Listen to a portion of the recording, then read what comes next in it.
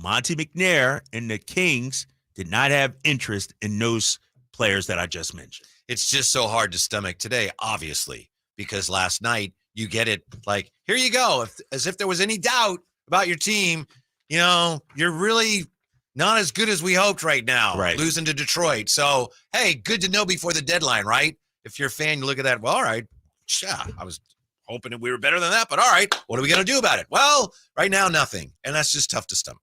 Right. That's what I'm saying. Yeah, I know. It's like you're coming off your worst loss of the season. Worst of the season. And you're inactive. You don't do, and then the fact that you made the trade for Robin Lopez, like when you read the first line or two of Woj's tweet, you're like, okay.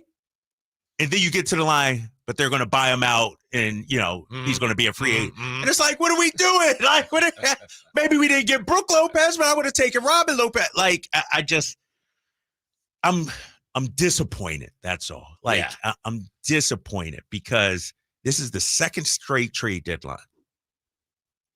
They got Kessler Edwards last year. You can argue in the offseason also you didn't make a whole lot of moves.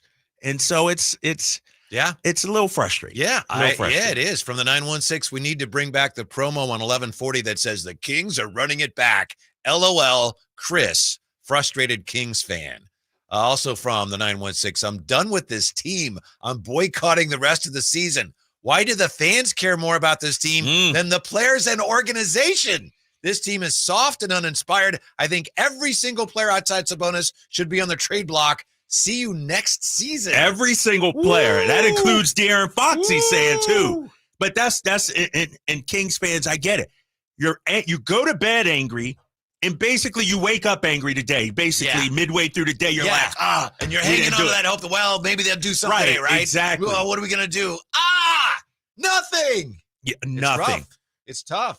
916-339-1140. I want to get that out there. 916-339-1140. You can call in, voice your frustrations, because me and you can't be the only ones frustrated. People on the text line can't be the only one frustrated.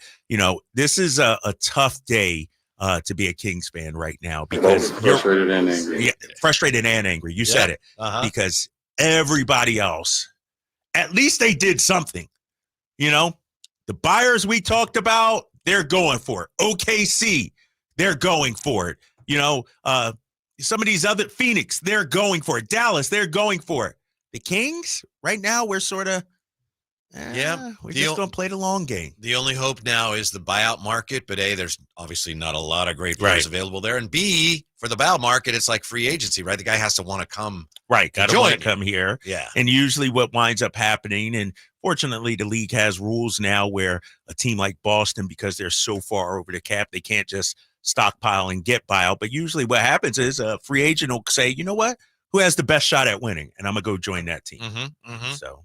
Yeah. I like everybody else, I'm following along on Twitter, on the computer, watching for updates. And I turned on the ESPN trade show and I'm watching. It's right about before the deadline. And Malika Andrews, and it's almost like she said it as an aside. And the Kings would pick up Robin Lopez. I was like, what? Right. What did you say? What?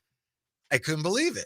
And then, and I didn't realize right away that they were I didn't understand that at all. And then it turns out they're going to release him for cash consideration. For some money. So that's what we got. Cash consideration. Well, hold on. Let's give cash considerations a chance to see what they can do with rotational minutes. Cash considerations has a tremendous mixtape. Exactly, right? Let's not just dismiss cash considerations until we see them in the lineup. I think the timing was just bad for the Kings in this sense. I think they pretty much had decided, Kyle, we're probably not going to do anything, and then it just even looks worse. That would have been, as we've been saying for weeks, that's going to be a hard sell. Right. But then for it to come after, they probably figured we're not going to lose to Detroit. Right. But that's why it looks even worse and it's harder to stomach. It's harder to stomach. And, Monty and Wes and those guys, they stay even keeled. They don't listen to the outside pressure or the noise and everything like that. But, man, it's a tough day right now. Yeah. This is hard to swallow. You want to take a quick time out and go to Drape's Takes, or you want to keep it here? No, we can take quick. Let's do a quick one. Let me get myself together. We'll give everybody a chance to catch our breaths here. Drape's Takes are next with the Drive Guys on Sactown Sports.